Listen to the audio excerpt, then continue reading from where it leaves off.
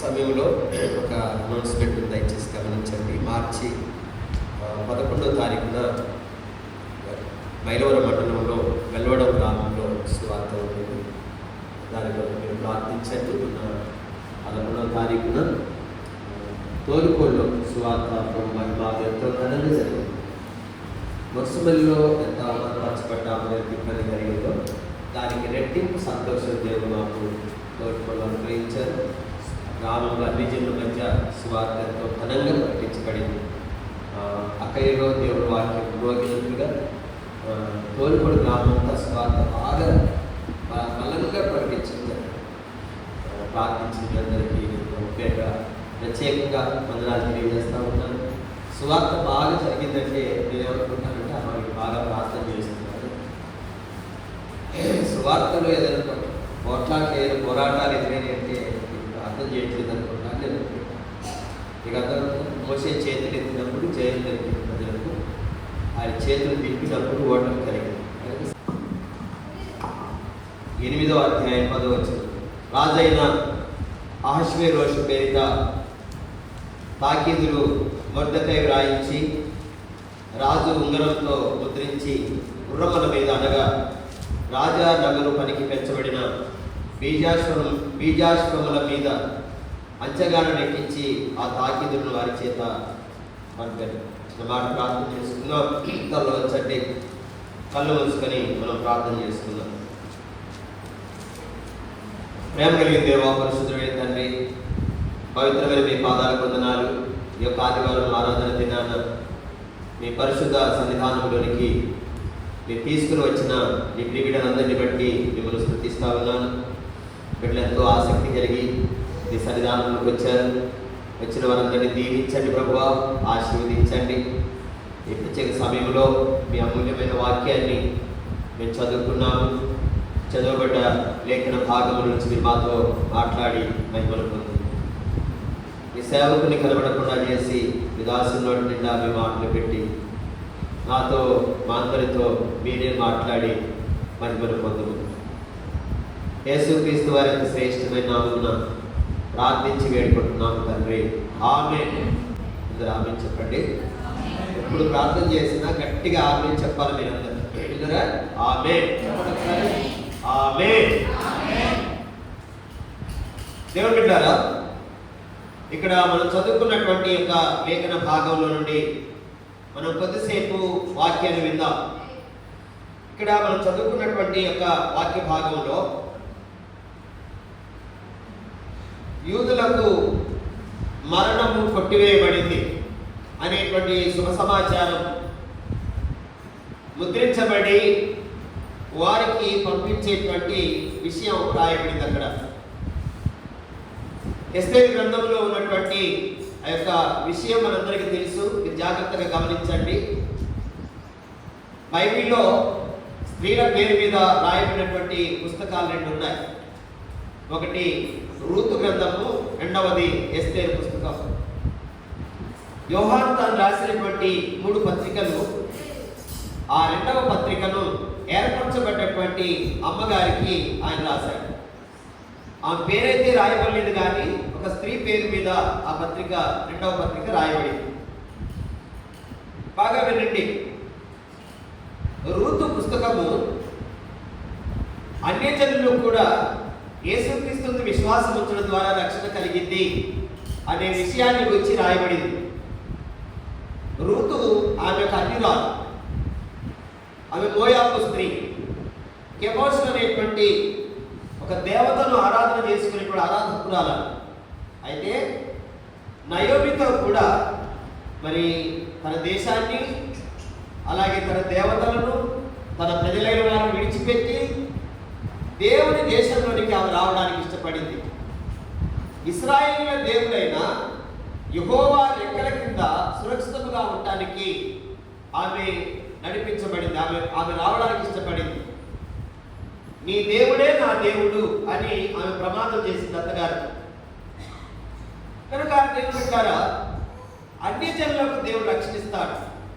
ఎఫెసీ పత్రికలో రాయబడింది. ఆ మర్మమేమనగా అన్యజనులు సైతము యూదులతో పాటు క్రీస్తు యేసునందలి విశ్వాసము ద్వారా. మీరు చూడండి ఒకసారి ఎఫెసీయులకు రాసినటువంటి పత్రిక 3వ అధ్యాయము 6వ వచనం.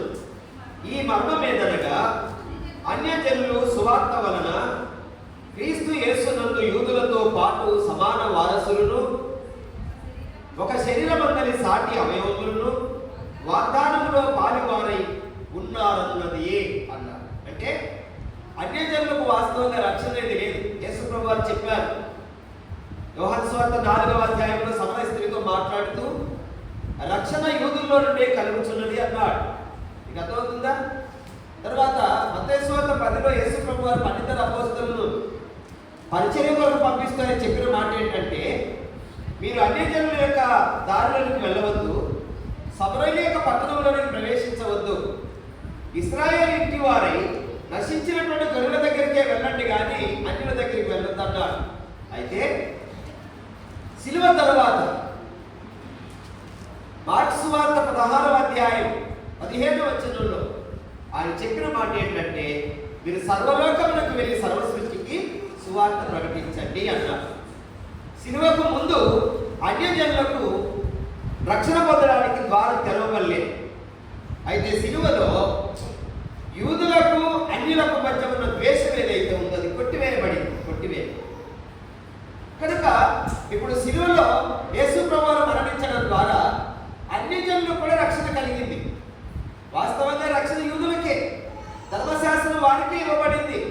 కానీ యేసు ప్రభు సిలువలో ప్రాణం పెట్టినటువంటిది ఒక యూదులకు మాత్రమే కాదు, అన్యజనులకు కూడా ఆయన ప్రాణం పెట్టాడు. అందుకే రోమాపత్రిక 2వ అధ్యాయం 29లో చూస్తాం, దేవుడు యూదులకు మాత్రమే దేవుడా, ఆయన అన్యజనులకు కూడా దేవుడే అని అక్కడ రాయబడింది. కాబట్టి మరి రూతు అన్యురాలు, ఆమె దేవుని యొక్క నమ్మకం ఉంచింది. నయోమితో కూడా ఆమె బెత్లెహేముకు వచ్చిన కారణం చేత రక్షించబడింది. దేవుడి కుటుంబంలోనికి ఆమె చేర్చారు. ఆ తర్వాత ఎస్తేర్ ఆమె చరిత్ర ఎందరికీ తెలుసు. ఇక్కడ ఉన్నటువంటి వారు ఎస్తేరు తండ్రి పేరేంటి మీకు ఎవరికైనా తెలుస్తుందా?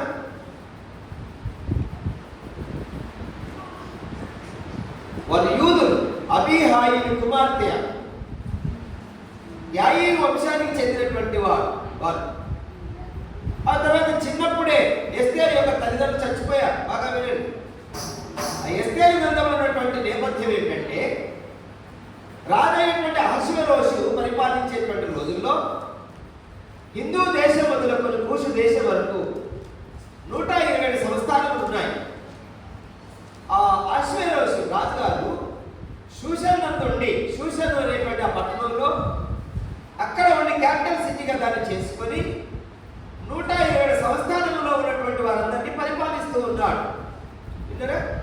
అయితే ఆ దినాల్లో ఆయన 120 దినాలు ఆయన యొక్క రాజ్యం యొక్క వైభవాన్ని, ఆ గొప్పతనాన్ని మరి 120 సంస్థానంలో ఉన్నటువంటి గొప్ప వాళ్ళందరికీ ప్రదర్శించడానికి ఇష్టపడ్డాడు. ఆ తర్వాత చివరిలో ఒక 7 రోజులు ఆయన విందు చేశారు. బాగా వినాలి మీరందరూ. ఆ విందు ఏర్పాటు చేసిన తర్వాత తన భార్య కూడా వస్తే ఆమె కూడా అంతఃపురంలో మరి తన పరివారందరి కోసం ఆమె కూడా ఒక విందు ఏర్పాటు చేసింది. ఈ 7 రోజుల విందు అనంతరం ఆఖరి రోజున రాణి అంటుడు వస్తే అంతఃపురంలోనికి ఆమె పిలువబడింది. ఆ టైంలో వస్తీ రాణి ఆమె రాజు ఆజ్ఞను ఖాతరు చేయలేదు, లెక్క చేయలేదు. నేను రాను అని చెప్పి తిరస్కరించింది. ఎందుకంటే ఆయనకి ఎంతో చిన్నతనం అనిపించింది ఆ విషయంలో. వెంటనే రాజ్యంలో ఉన్నటువంటి జ్యోతిష్యులను, కాలజ్ఞానులను, మరి జ్ఞానులను పిలిపించి, ఇదిగో రాణి ఇలా చేసింది కదా, దీని విషయంలో ఏం చేయమంటారు అని చెప్పి ఆయన పరిష్కారం కనుగొనడాన్ని వాళ్ళు పిలిచి అడిగినప్పుడు వాళ్ళు అన్నారు, రాజుగారు మరి వస్తీ రాణి ఇలాగ చేయడం అనేటువంటిది మరి మీకు వరకు మరి పర్ఫెక్ట్ కాదు, రాజ్యంలో ఉన్నటువంటి వారందరి మీద కూడా ప్రభావం పడుతుంది. రాజ్యంలో ఉన్నటువంటి ఏ స్త్రీ కూడా తమ యొక్క పురుషులను, తమ భర్తలను, యజమానులను గౌరవించరు, వాళ్ళు కూడా తిరస్కరిస్తారు. రాజుట్లో ఇలా ఉంటే ఇక రాజ్యంలో ఎలా ఉంటుంది? కనుక మీరు ఏం చేయాలంటే వస్తీకి బదులుగా మరొక వ్యక్తిని రాణిగా మీరు ఏర్పాటు చేయాలి అని చెప్పి వారు సలహా ఇచ్చిన మేరకు అప్పుడు 120 సంవత్సరాల చేయటమైనటువంటి ఏర్పాటు జరిగింది. కన్యకలందరూ కూడా శూషణకు పోగు చేయబడ్డారు. ఆ టైంలో ఎస్తేరు కూడా ఆమె అంతఃపురంలోనికి తేబడింది. వాళ్ళ అమ్మా నాన్న ఇద్దరు చచ్చిపోతే ఆమెను మరి వాళ్ళ యొక్క అన్నయ్య మొర్దెకై అన్న అవుతాడు. ఎందుకంటే మొర్దెకై యొక్క పినతండ్రి కుమార్తె ఎస్తేరు వాళ్ళ చిన్నాయన గారి బిడ్డ. అయితే ఈ అమ్మాయిని ఎంతో అనాథంగా పెంచినాడు మొర్దెకై. చిన్ననాడే తల్లిదండ్రులను కోల్పోయి అనాథ అయినటువంటి ఎస్తేరును మొర్దెకై ఎంతో అపురూపంగా పెంచి పెద్ద చేసినాడు. ఈ టైంలో మరి రాజు ఆజ్ఞాపించినటువంటి ఆ సమయంలో వారు కూడా శూషణకు తీసుకొని రాబడింది. హేగే వశములకు అప్పగించబడింది. హేగే తనకు నియమించినటువంటి అలంకారం గాక మరి వేరే ఆమె కోరుకోలేదు. హేగే వశములకు అప్పగించబడినటువంటి కన్యకలందరూ కూడా 1 సంవత్సర కాలం 6 నెలలు గోధుమ తైలముతో 6 నెలలు గంధవర్గములతో వారికి పరిమళ క్రియలు ముగించిన తర్వాత వారి వంతు వచ్చినప్పుడు రాజు ఎదుటికి వాళ్ళు వెళ్ళాలి. అప్పుడు రాజు వారిని పేరు పెట్టి పిలిచి ఆయన దండ వారి తను చాపినప్పుడు ఆ రాజుగారి యొక్క దయ వారు పొందుకున్న వారు అవుతారు. ఎవరినైతే రాజు ప్రేమిస్తాడో, ఎవరి మీదనైతే తన ఎవరి తట్టయితే దండము చాపి వారిని అనుగ్రహిస్తాడో వాళ్ళు వస్తికి బదులుగా రాణిగా నియమించబడతారు. అది అక్కడ నియమించబడినటువంటి పద్ధతి. దేవుని బిడ్డలారా, అయితే కన్యకలందరూ పోగు చేయబడ్డారు. వారిలో ఎస్తేరు కూడా పోగు చేయబడింది. అందరూ ఒకరి వెంట వెళ్తూ వస్తున్నారు. ఎస్తేరు వద్ద వచ్చినప్పుడు ఆమె కూడా అంతఃపురంలోనికి రాజు ప్రభువునికి వెళ్ళడం జరిగింది. అప్పుడు రాజు కన్యకలందరిలోకెల్లా రాజు ఎస్తేరును ప్రేమించెను అని రాయబడింది. హల్లెలూయా. రాజుగారి యొక్క దయ ఎస్తేరు మీద కలిగింది. అప్పుడు వస్తికి బదులుగా ఎస్తేరు రాణిగా చేయబడింది. హల్లెలూయా. మొర్దెకై ద్వారపాలకుడుగా ఆమె పోస్ట్ ఇప్పించింది. ఈమె అంతఃపురంలో రాణి అయింది. అయితే ఆ రాజుగారి యొక్క సంస్థానంలో ఒక మంత్రి ఉన్నాడు. హమ్మేదాత కుమారుడు అగాజీయుడైనటువంటి హామాను అనేటువంటి ఒక వ్యక్తి ఉన్నాడు. ఆయన యూదులకు శత్రువు. ఇప్పుడు రాజ్యంలో ఉన్న వారందరూ కూడా హామాను వస్తుంటే మోకాల మీదకి వెళ్ళి ఆయనకు సాష్టాంగపడాలని రాజు నియమించాడు. అయితే హామాను వస్తూ ఉండగా మొర్దెకై లేచి ఒక్కకయ్యు తనకు నమస్కారం చేయగా ఉండేటువంటి ఆ విషయం హామాను జీర్ణించుకోలేకపోయాడు, తట్టుకోలేకపోయాడు.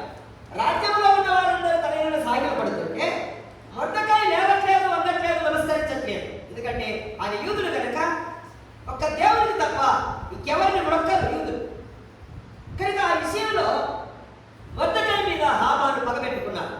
పగబెట్టుకొని ఈ మొర్దెకైని చంపించడం అనేటువంటి స్వల్ప విషయం కాదు కనుక ఇతని జాతి వాళ్ళు ఎంతమంది ఉన్నారు, రాజు యొక్క పలకలలో రాజు యొక్క పరిపాలన కింద ఉన్న 120 సంస్థానంలో ఉన్నటువంటి యూదులు ఎంతమంది ఉన్నారో వాళ్ళందరినీ కూడా ఒక్క దినముందే చంపడం కొరకై ఒక ప్రణాళికను రచించాడు హామాన్. రాజు దగ్గరికి వెళ్ళి మాట్లాడాడు. రాజుగారు, మీ సామ్రాజ్యంలో మీ సంస్థానంలో ఒక జనం ఉన్నదండి. వారంతా కూడా మరి వ్యతిరేకంగా నడుచుకునేటువంటి ప్రజలు, రాజు యొక్క కట్టడలకు శాసనములకు విరుద్ధంగా నడిచేటువంటి ప్రజలు, వారు తిరుగుబాటు చేసే జనాంగం కనుక మీకు సంబంధం అయినట్లయితే మరి వారందరినీ కూడా ఒక్క దినమునే చంపడానికి ఒక శాసనం, ఒక చట్టాన్ని పుట్టించండి. దానికి అయ్యేటువంటి తగులుబడిని రాజు యొక్క ఖజానాలో నుండి మరి ఇచ్చేటట్లుగా ఏర్పాటు చేయమని హామాను రాజుతో మాట్లాడి ఒప్పించడం జరిగింది. ఒప్పించి అప్పుడు వెంటనే అంచగాలను పిలిపించారు. ఆ పని కొరకు ప్రియులారా 20,000 మణుగుల వెండి, ఏది యూదులందరినీ అంతమొందించడానికి 120 సంస్థానంలో ఉన్న యూద జాతి వారు, మొర్దెకైకి సంబంధించిన జాతి వాళ్ళందరినీ కూడా ఒక్క దినమును సంహరించడం కొరకై 20,000 మణుగుల బంగారం. ఒక్క మణుగు ఈజ్ ఈక్వల్ 10 కేజీ. 20,000 ఇంటూ 10 ఎంత అవుతాయి? ఒకసారి క్యాల్కులేటర్ పట్టండి. 20,000 ఇంటూ 10 ఎంత అవుతుంది?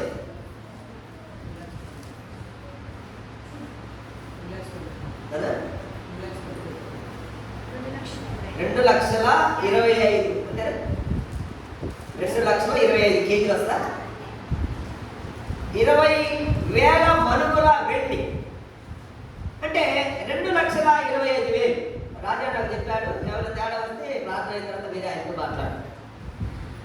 అయితే ఇంత డబ్బులు రాజు యొక్క ఖజానా నుండి ఆ ఖర్చు, ఆ ప్రాజెక్ట్, దాన్ని ఆ ప్రాసెస్ జరిగించడం వరకు ఏర్పాటు చేయాలి. అప్పుడు హామాను చేసిన పని చూడండి సార్ రండి. ఎస్తేరు గ్రంథం 3వ అధ్యాయం 12వ చూడండి 11. ఆ వెండి నీకు ఇయ్యబడి ఉన్నది నీ దృష్టికి ఏది అనుకూలమో అది ఆచరణము చేయనట్టుగా చదువు. చూడండి, రాజుగారు పూర్తిగా అప్పగించేస్తున్నారు. ఇక వాళ్ళందరినీ చంపడానికి కావలసినటువంటిది వెండి. రెండవది, ఆ ప్రజలందరినీ చేతులను అప్పచెప్తున్నాను అని సర్వ హక్కులు హామానుకు రాజుగారు ఇస్తున్నారు. చదువు. అదిగో ఈ హామాను యూదులకు శత్రువు.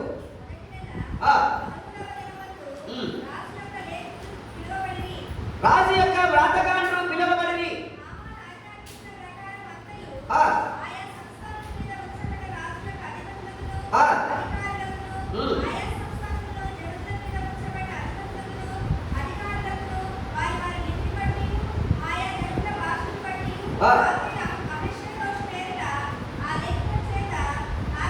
రాయింపబడి రాజు వందరం చేత ముద్రింపబడేను.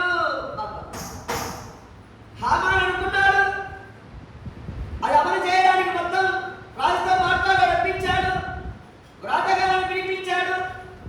ఆయా సంస్థానం యొక్క భాషను బట్టి వారి వారి లిపిలో తాకీదులు రాయించారు.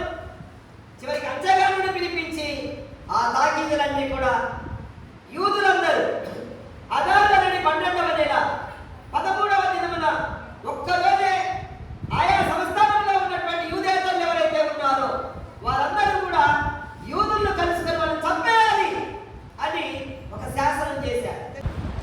ఏమంటున్నారు? హామాను చేసిన పని ఏంటంటే యూదులందరూ కూడా ఏం చేయబడాలి?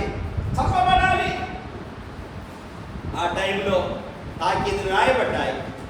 ఏమంటున్నారా? 127 సంస్థానంలోనికి ఆ మరణ శాసనం వెళ్ళిపోయింది. ఎప్పుడైతే ఎక్కడికైతే ఆ శాసనం బయలుదేరి వెళ్ళిపోయిందో అక్కడ ఉన్న వారి దగ్గర అనౌన్స్ చేయబడగానే ఆ తాకీదు ఆ సంస్థానంలో ఉన్నటువంటి వాళ్ళు గడగడలాడిపోయారు. మొర్దెకైకి ఆ సమాచారం తెలిసింది. వెంటనే వస్త్రాలు చిప్పి వేసుకున్నాడు, తల విరవేసుకున్నాడు, దుమ్ము తీసుకొని నెత్తి మీద పోసుకున్నాడు. పెద్దగా అందలార్చన మొదలు పెట్టాడు మొర్దెకై.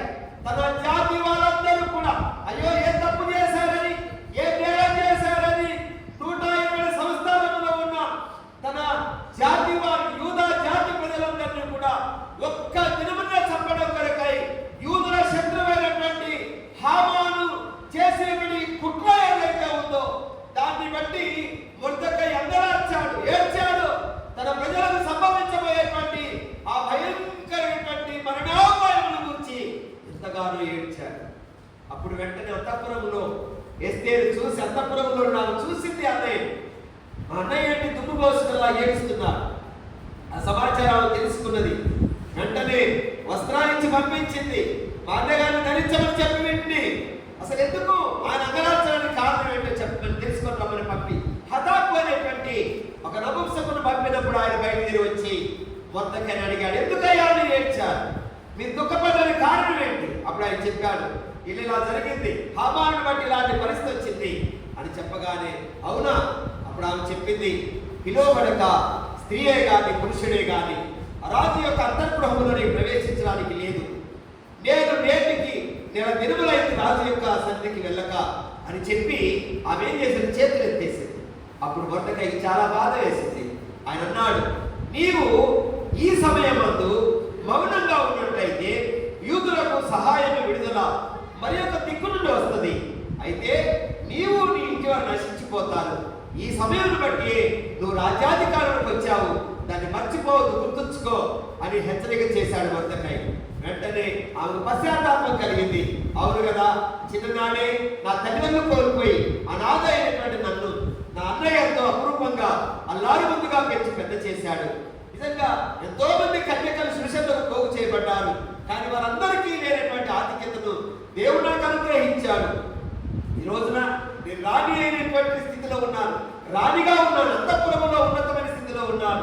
నా ప్రజలైన వారికి, నా స్వజాతీయులకు మరణదండన విధింపబడగా నేనేంటి ఇలా మాట్లాడేవేంటి అని చెప్పి ఒకవేళ ఈ టైంలో నేను మౌనంగా ఉంటే దేవుడు ఆయన ప్రజలు విడిచిపెట్టాడు. మా అన్నయ్య చెప్పాడు, వార్నింగ్ ఇచ్చాడు, నీవు ఈ సమయంలో మౌనంగా ఉంటే యూదులకు సహాయం విడుదల కనుక. అంటే దేవుడు ఎప్పుడు కూడా తన బిడ్డలు విడిచిపెట్టేవాడు కాదు. తప్పకుండా ఆయన నమ్మినటువంటి బిడ్డలు ఎప్పుడు కూడా దేవుడు విడిచి ఆయన ప్రామిస్ చేసి నీకు విరోధముగా రూపించిన ఏ విధాయుధమును స్వార్థించదు. నీకు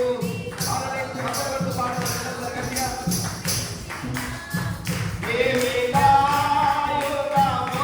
స్వార్థించదు. శత్రువులుగా మారినరు.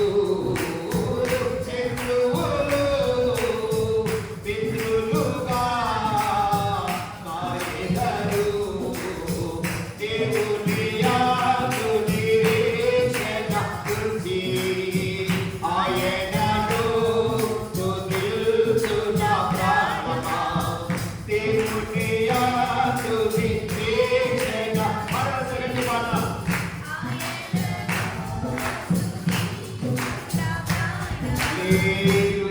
హల్లెలూయా. అంటే వేస్తే పశ్చాత్తాపం కలిగింది.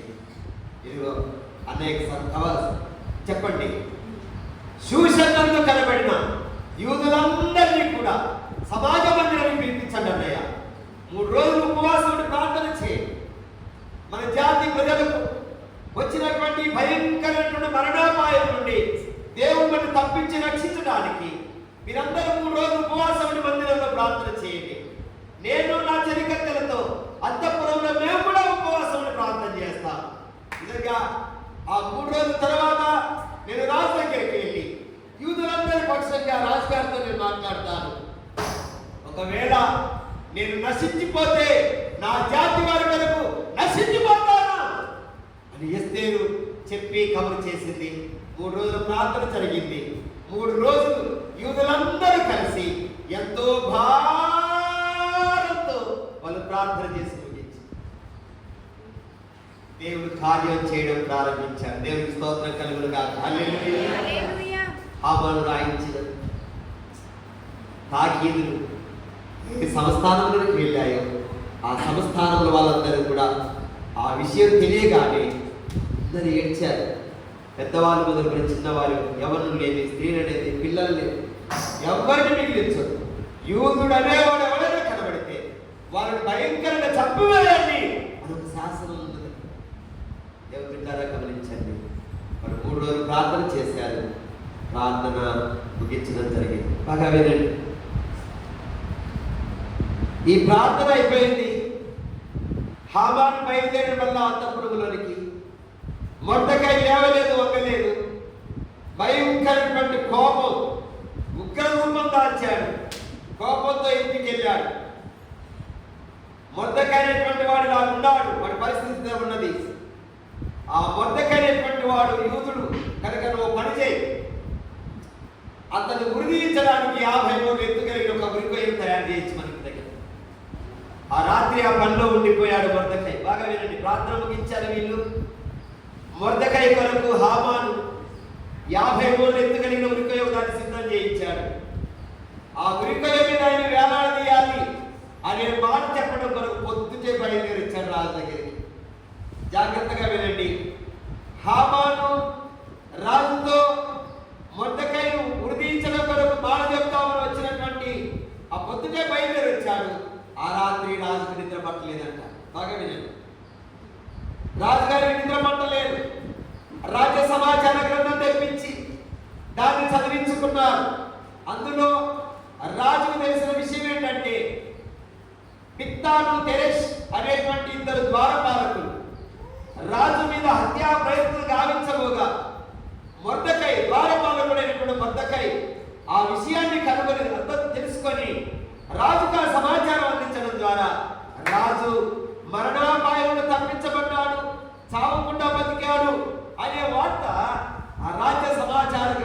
రాయబడింది, లిఖించబడింది.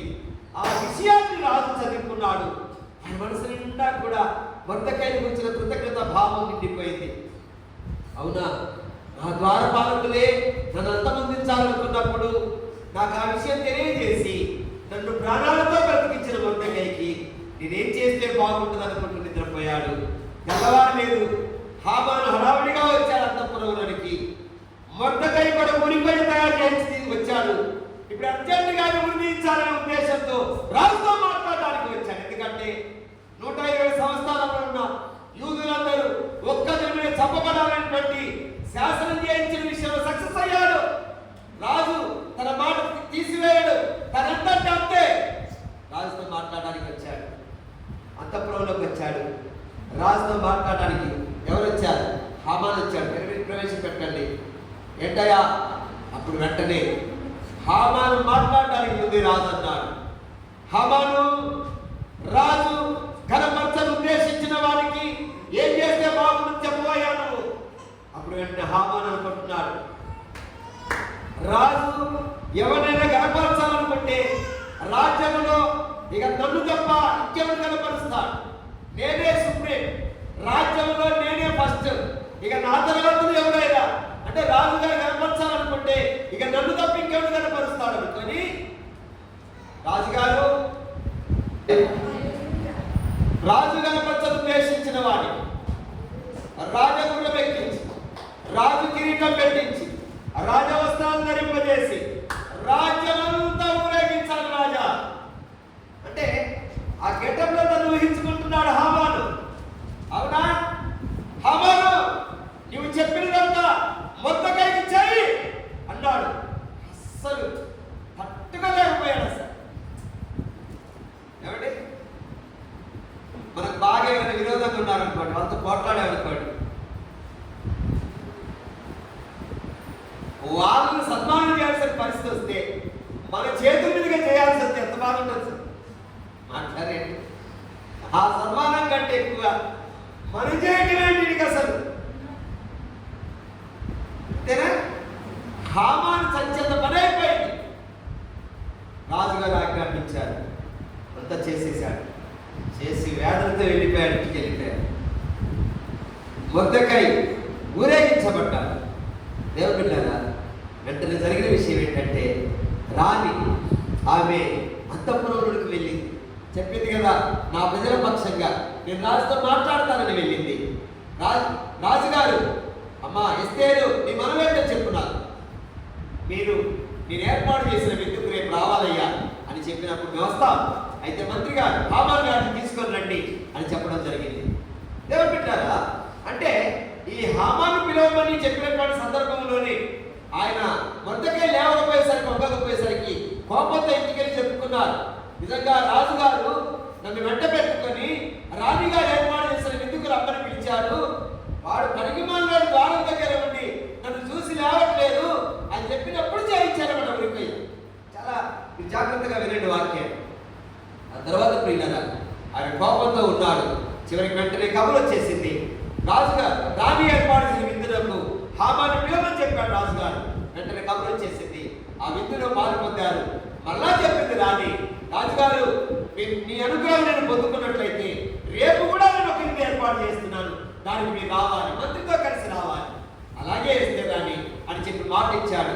ఆ మరుసటి రోజున అప్పుడు రాణి చెప్పింది, అయ్యా చంపబడుటకు మరి నశింప చేయబట్టకు నేను నా జనులందరూ కూడా నీ దేశంలో అమ్మబడిన అయిపోయాను. నేను మా పరిస్థితి ఇది. అందుకని ఎస్తేరు, ఏం మాట్లాడుతున్నావు నువ్వు? దేని గురించి చెప్తున్నావు అంటే, అయ్యా 120 సంస్థానంలో ఉన్న ఆయన నా జాతి వాళ్ళందరూ కూడా ఒక్కరోజు చెప్పబడేటువంటి ఒక చట్టం తయారు చేయబడింది అయ్యా. మేము చచ్చిపోయే పరిస్థితుల్లో ఉన్నామయ్యా అంటే, ఎవరో దుర్మార్గుడు, ఎవరు చేశారు దీనికి కారణం? ఎవరు దాన్ని చేశారంటే ఈ దుర్మార్గుడు దుష్టుడైన హామాను బట్టి ఈ శాసనం చేయబడిందయ్యా. అవునా? చాలా కోపం వచ్చేసింది హామానికి. వెంటనే కోపంతో ఆయన అవతలకి వనంలోనికి బయలుదేరి వెళ్ళిపోయాడు. అక్కడ ఆమె ఆ కూర్చున్న ఆ బెడ్ మీద కూర్చుంది ఎస్తేరు. వెంటనే ఆయన కాలం పడ్డాడేమో ఏమీ తెలియదు కానీ రాజు తిరిగి వనం నుండి కోపంతో బయలుదేరి వచ్చేసరికి అప్పుడు వెంటనే రాజు నుంచి ఒక మాట వచ్చింది, నా ఎదుటనే వీడు రాజుని బలవంతం చేయనా అన్న మాట రాజు నోటి నుంచి వచ్చేసింది. వెంటనే హామానుకు ముసుగు వేశారు తలకు. వెంటనే ఒక వార్త, రాజుగారు ఈ హామాను మొర్దెకై కొరకు 50 మూరలు ఎత్తుగలిగిన ఒక ఉరికల చేయించాడయ్యా, దాని మీద నేను వేలాలు తీయించమని చెప్పి రైట్ దాని మీద నేను ఎక్కించమన్నాను. ఎంత ఆశ్చర్యం ఉంటుందంటే బైబిల్ రాస్తుంది, కొయ్యి తీసిన వాడు అందులో పడతాడు, రాతిని పొర్లించిన వారి మీదకి అది వస్తుంది.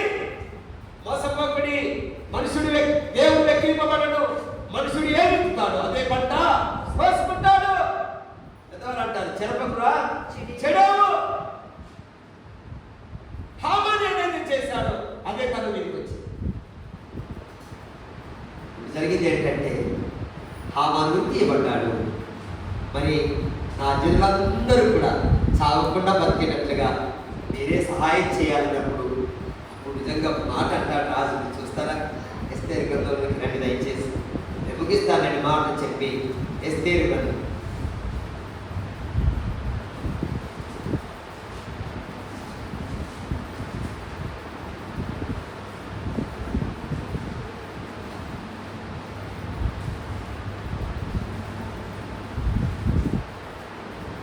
రాజు చేసినటువంటి ఆ శాసనం భూమి మీద ఏ మనుషుడు మార్చజాలడు అన్నమాట. 8 చదువు.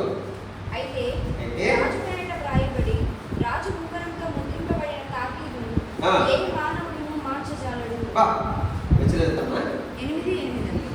8వ అధ్యాయం 8వ వాక్యం. వెరీ గుడ్ తల్లి. అయితే రాజు పేరిట రాయబడి రాజు ముంగరతో ముద్రింపబడిన తాకీదు ఏ మానవుడు మార్చజాలడు. మానవుడు మార్చజాలడు కానీ దేవుడు ఏం చేయగలుగుతాడు, మార్చగలుగుతాడు. హల్లెలూయా. వెంటనే మొర్దెకై రాజుగారు ఆశ్వేరోషు తన ఉంగరాన్ని తీసి మొర్దెకైకి అప్పగించాడు. వెంటనే అంచెగా మరలా తాకీదులు రాయడం కొరకై వ్రాతగాళ్ళు పిలువబడ్డారు. ఇప్పుడు చదవండి, మన మూల వాక్యానికి వద్దాం. ఎస్తేరు గ్రంథం 8:10. రాజైన అశ్వేరోషు పేరిట తాకీదులు మొర్దెకై వ్రాయించి రాజు ఉంగరముతో ముద్రించి అనగా రాజనగరు పనికి పెంచబడిన విజాశ్రముల మీద అంచెగాను ఎక్కించి ఆ తాకీదులు వారి చేత పంపాడు. చెప్పలు కొట్టండి దేవుని నామమున. హల్లెలూయా. మరణ శాసనం మార్చబడింది. ఒక్క దినముండే యూదులందరూ చంపబడాలనేటువంటి చట్టం రద్దు చేయబడింది, కొట్టివేయబడింది, మార్చబడింది. యూదులకు శత్రువైన హామాను ద్వారా యూదులకు వ్యతిరేకముగా రూపించబడ్డటువంటి ఆ మరణ శాసనం రద్దు చేయబడింది. దేవుడి బిడ్డలారా జాగ్రత్తగా వినండి. పాపము చేయువాడే మరణము నందున రాసిన బైబిల్లో యేసుకేలు గ్రంథం 18వ అధ్యాయం 20వ వచనంలో పాపము చేయువాడే మరణం నొందాలి. మనమందరం పాపం చేశాం, మనందరం కూడా మరణం నొందవలసిన వారం.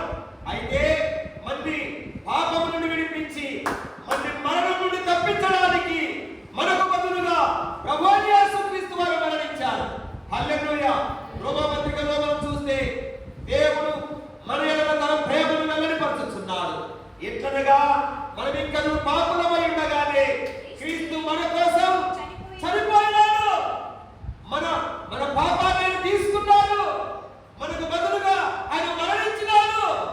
ఇప్పుడు క్రీస్తు యేసునందున్న వారికి ఏ శిక్ష విధి లేదు. మనం మరణముల నుండి తాకించబడ్డాం.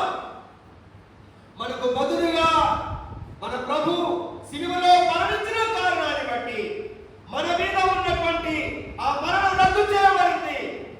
మనం నరకానికి వెళ్ళాల్సిన పని లేకుండా పోయింది. బాగా వినండి, యూదులందరూ కూడా బాగా వినండి, చనిపోవాల్సినటువంటి ఆ యొక్క మరి రోజు 12వ నెల 13వ తారీఖు వాళ్ళందరూ ఒక్కరోజు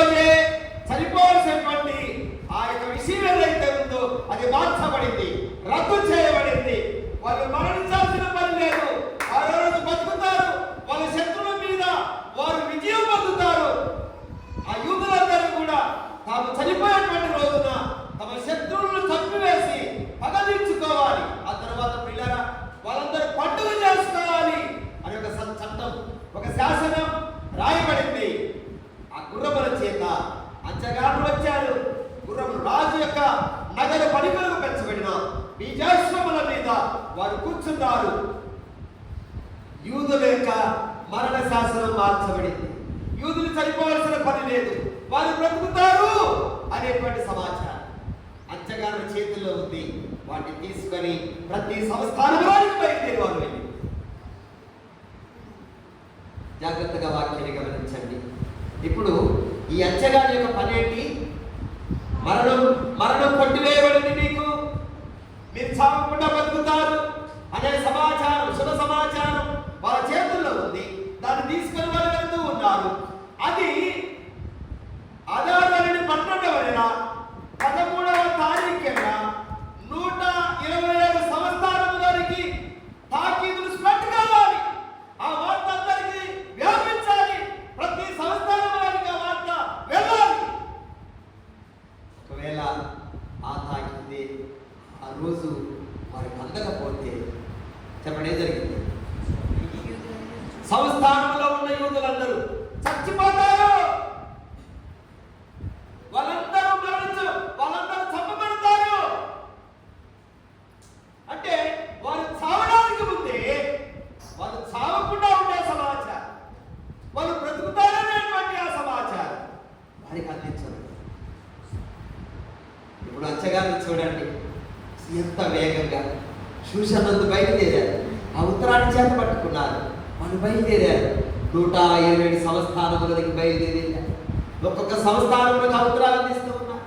ఆ తాకీదులు అందించబడతా ఉన్నాయి. ఆ తాకీదులు అందిన వెంటనే ఎక్కడైతే అంగలార్చారో, ఎక్కడైతే చచ్చిపోతారో భయపడ్డారో, వేదనకు గురయ్యారో, ఏడ్చారో వాళ్ళందరి ముఖాల్లో సంతోషం, వారందరికీ ఆనందం. హల్లెలూయా, హల్లెలూయా.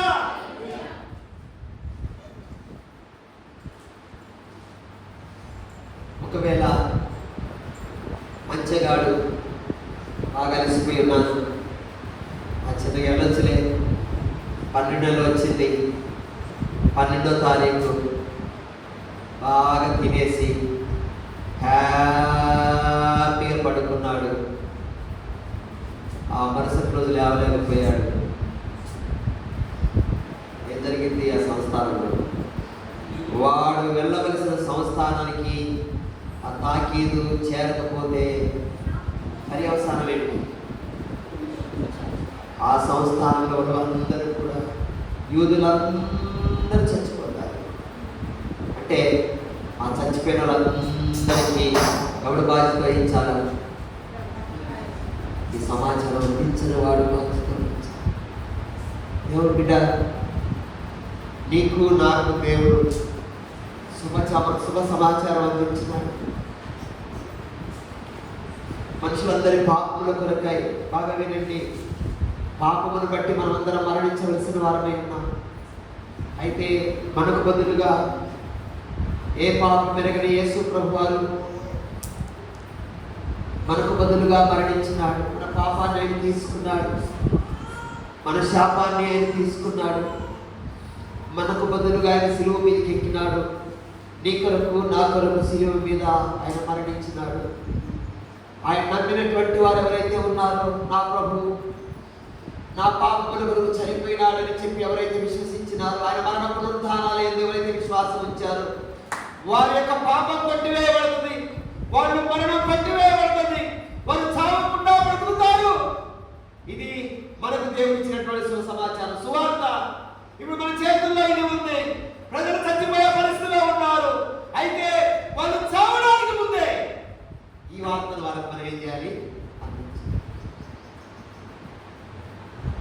విచారకరమైన విషయం ఏంటంటే, ఈనాడు సమాచారం మన చేతుల్లో ఉంది. తాకీదు మనకి ఇవ్వబడింది. ప్రభు మనల్ని ప్రేమించి మనల్ని నమ్మి ఈ పని అప్పగించినాడు. సావనైనటువంటి ప్రజలు, సావులకు పట్టబడినటువంటి ప్రజలు ఎవరైతే ఉన్నారో వాళ్ళు చావకుండా తప్పించబడతారు. ప్రభువైన యేసుక్రీస్తునందు విశ్వాసం ఉంచడం ద్వారా ఒక వ్యక్తి పాపము నుండి విడిపించబడి నరకము నుండి తప్పించబడతాడనేటువంటి సమాచారం మన చేతుల్లో ఉంది. దీన్ని ఈ టైంకు మనం అందించాలి. ఈ టైంకు మనం అందించకపోతే వాళ్ళందరూ చచ్చిపోతారు. ఆ 11వ తారీఖులోపే ప్రజలకు ఆ తాకీదు అందించబడాలి. అంతేగాను పంపబడినటువంటి వాళ్ళందరూ కూడా వాటి నమ్మకంగా చేరవేశారు. దేవుని బిడ్డ, ఒక ప్రశ్న. ఈరోజు నీ చేతిలో ఈ తాకీదు ఉంది, ఒక సమాచారం నీ దగ్గర ఉంది. పాపిని ప్రేమించి ప్రభు యేసుక్రీస్తు వారు సిలువలో మరణించినారు. మానవులందరికీ బదులుగా ఆయన సిలువలో ప్రాణం పెట్టాడు. ఆయన నమ్మినటువంటి వాడు పాపము నుండి విడిపించబడి మరణం నుండి తప్పించబడతాడు, నరకానికి వెళ్ళకుండా తప్పించబడతాడు అనే సమాచారం నీ దగ్గర ఉన్నది. నువ్వు ఎంతమందికి దాన్ని అందించగలుగుతున్నావు? ఇది ప్రశ్న. సామెతల గ్రంథంలో చూడండి ఒకసారి.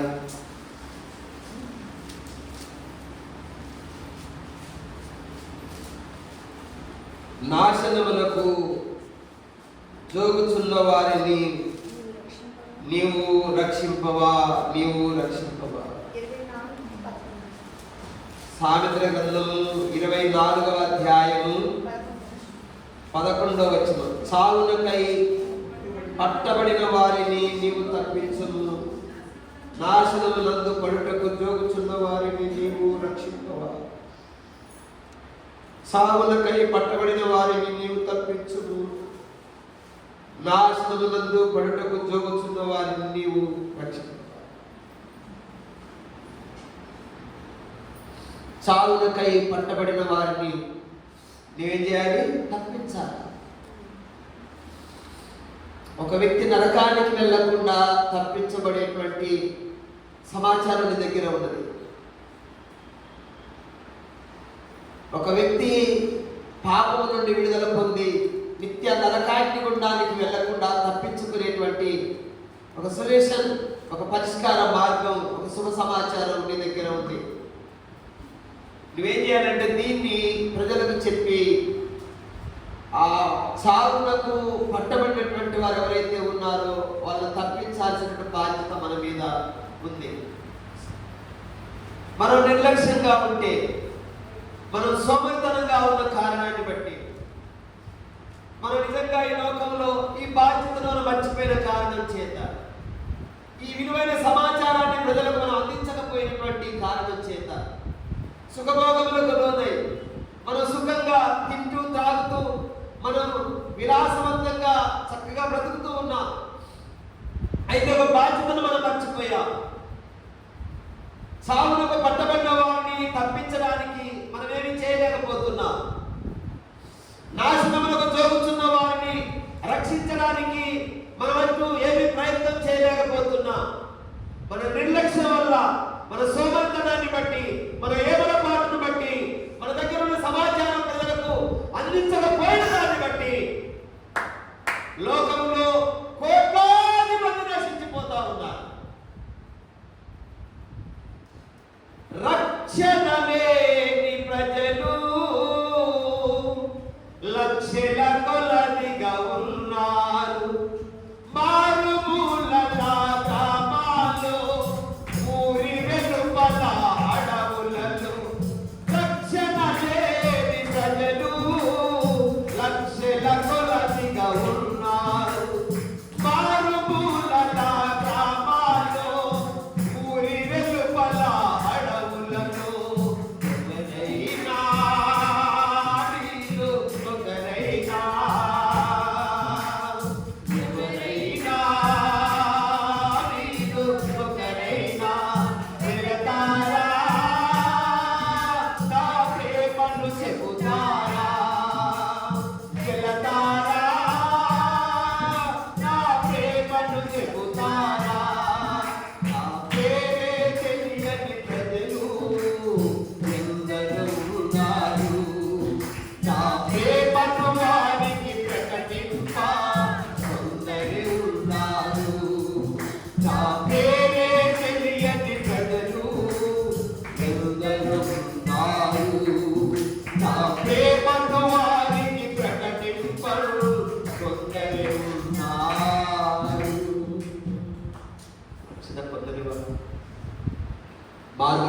ఎరగని వారు, రక్షణ పొందని వారు, యేసుక్రీస్తుని గురించి ఒక్కసారి కూడా వినని వారు, వారి యొక్క పాప పరిహారంతో ప్రభు యేసుక్రీస్తు వారు సిలువలో మరణించినాడనేటువంటి ఆ సమాచారం తెలియని వారు, మనుషులందరి పక్షంగా ప్రభు ప్రాణం పెట్టినాడు, మరణం నుండి తప్పించడానికి తాను బలి అయిపోయినాడనేటువంటి శుభ సమాచారం అందరూ వారు తెలియని వారు ఒకళ్ళు కోట్లాది మంది ఉన్నారు.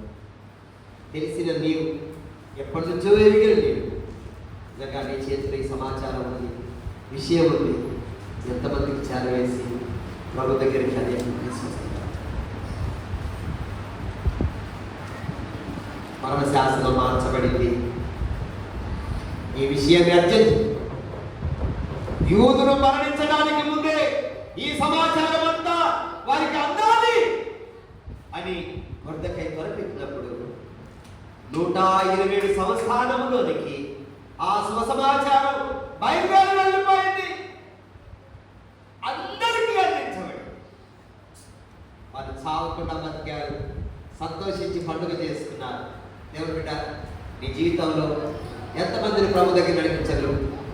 నీ దగ్గర సమాచారం, సువార్త ఉంది. ఒక పాపి రక్షించబడడానికి అవసరం వెంటనే నీ దగ్గర ఉంది. పాపి కొరకు యేసు ప్రభు ప్రాణం పెట్టారు.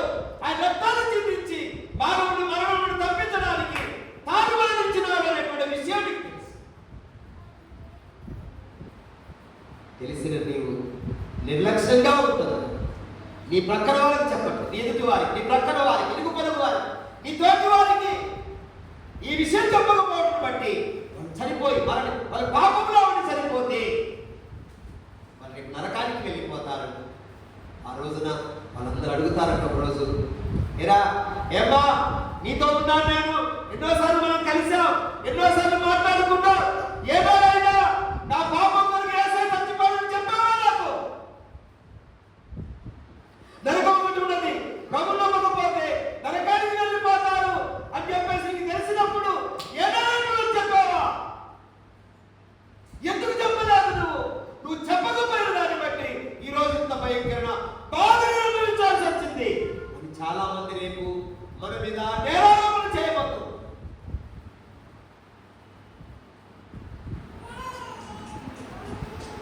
అంచెగాండ్ర పనులు వచ్చేద్దాం. యూదులు సావులుగా మరణించడానికి వీలేదు అని రాయబడినటువంటి శాసనం, ఆ శుభ సమాచారం వాళ్ళు తీసుకొని 120 సంస్థానానికి అందించారు. ఏ టైంకి అందించారు? ఆ 13వ తారీఖు లోపే వారికి అందించేసి ఆ ఒక డేట్ దాటిపోతే వాళ్ళు వెళ్ళిన ప్రయోజనం లేదు. ఇంకా ప్రభు రాకముందే, ప్రజలు చావకముందే మన వారి కొరకు ప్రయాసపడదాం. అనేకులు ప్రభు దగ్గర నడిపిద్దాం. ఈ అంచకాలంలో అంచగాండ్ర పరిమాణంలో చేద్దాం. దేవుడి వాక్యాన్ని మన వెనుకల్లో దీవించి ఆశీర్వదించుగాక. ఆమేన్. ప్రార్థన చేస్తాం. కళ్ళు వచ్చండి, ప్రార్థన చేసుకుందాం. ఇంతవరకు దేవుడి వాక్యం మనం విన్నాం ప్రియులారా.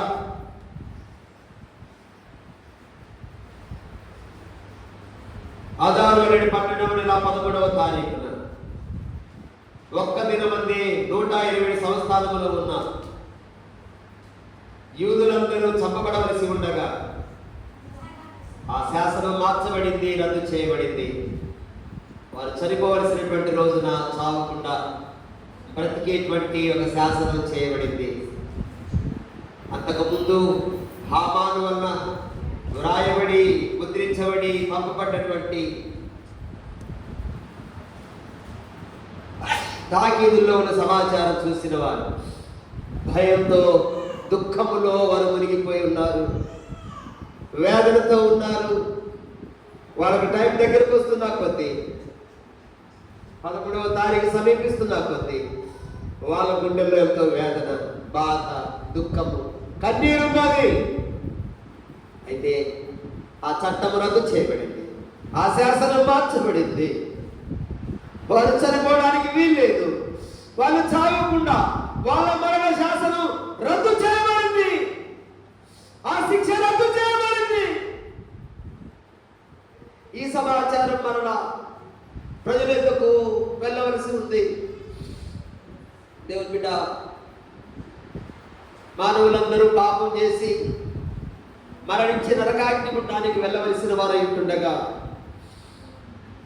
మనుషులందరినీ ప్రేమించి యేసు ప్రభువారు మానవులందరి పాపాలను తల తీసుకుని సిలువలో మోసుకుని వెళ్ళి మనుషులందరి యొక్క దోష శిక్షను తన శరీరం మీద తాను అనుభవించి మానవులందరి పాప పరిహారం కొరకు ఏ పాప పెరగని ప్రభువైన యేసుక్రీస్తు వారు తన పరిశుద్ధమైనటువంటి అమూల్యమైన రక్తం సిలువలో చిందించి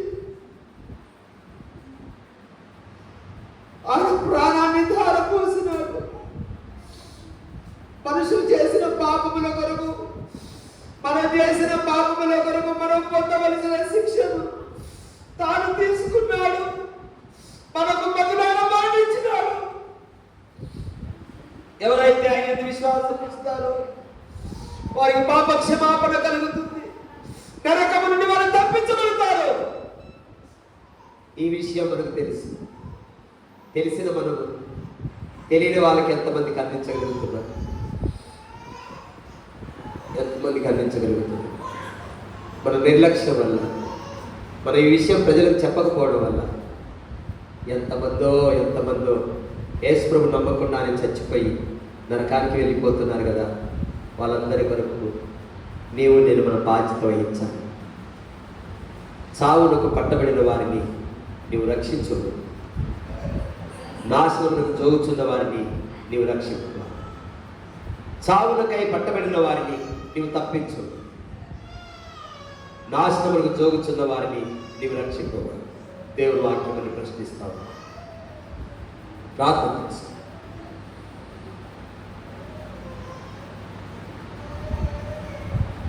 ప్రేమ కలిగిన దేవా, పరిశుద్ధుడైన తండ్రి,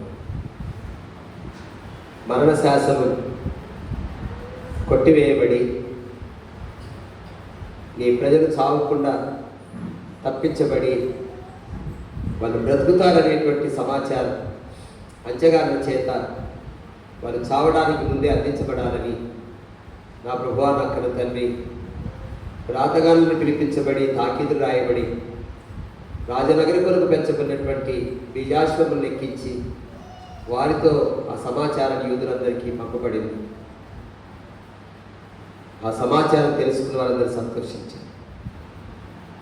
పాపిని రక్షించడానికి ప్రభువైన యేసుక్రీస్తు వారు ప్రాణం పెట్టినారని, మానవునికి రావాల్సిన శిక్షను తాను తీసుకున్నాడని ఆయన యొక్క విశ్వాసం ఉంచడం బట్టి ఆయన ఇంకా శిక్ష నుండి మేము తప్పించబడి మా మీద ఉన్న శిక్ష మాకు రద్దు చేయబడి మేమందరం కూడా మరణించకుండా నిత్య జీవానికి వారసులం అవుతామనేటువంటి సమాచారం మా దగ్గర ఉంది. మీరు మాకు చెప్పారు.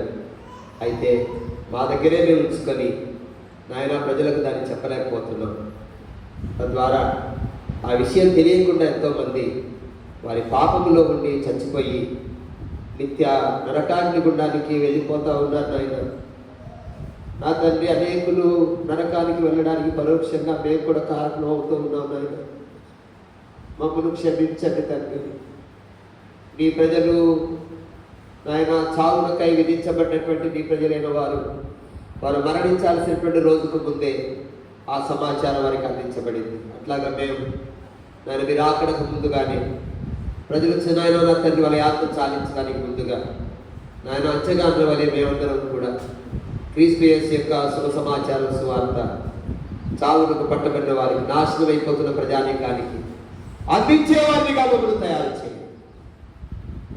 ఇక్కడ ఉన్న వారందరినీ మండించండి. ఈ దినం మీరు మాకు చెప్పిన వాక్యం మా హృదయాల్లో ఫలింపచేయండి.